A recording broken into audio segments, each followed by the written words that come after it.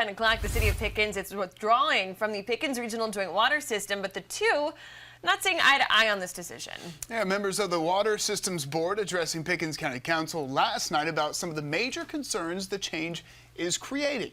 Fox County's Dana Winter joining us live now. And Dana, you spoke with the chairman of the board tonight. Yeah, guys, I did. And he says he disagrees with some of the information that he's seen from the city on that decision to withdraw. So we also reached out to the city, getting responses from both sides on exactly what could happen next. The city of Pickens says the cost difference between the two options is a major reason for withdrawing from the contract from the Pickens Regional Joint Water System. A city spokesperson says the city currently pays an average of 90 cents per 1,000 gallons, and that the rates from the regional water system from January of this year show its prices are at least 3 times higher. Now, at the city's July 22nd meeting, Mayor Isaiah Scipio saying that the costs of constructing and operating a new water plant with the regional group over the next 20 years, it'd be about $43 million, but that opting to move to Greenville Water would cost $17 million. The mayor is saying at that meeting, quote, "Now we must ask ourselves, what are we getting for that extra 153%? More debt, higher taxes, far higher water rates for our customers, and a heavier financial burden on our citizens."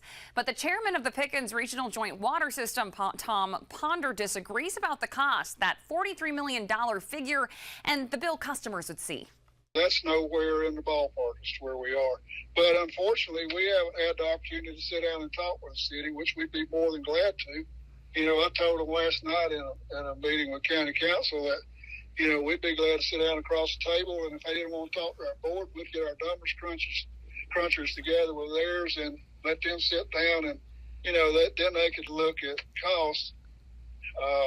But we don't know where they're getting their numbers, but that's not where we are. Now, another topic brought up, could the city be held liable for leaving its contract with the water system? And if so, how much could that cost Pickens? Now, this is video from the meeting where the city decided to withdraw from the contract. A city spokesperson telling us that the city is committed to meeting its existing obligations to the water system for pre-project engineering and planning, which is the city's 27% share of costs under the project participation agreement. So the city says it could have to pay as much as $4 million depending on what the water system spent to date.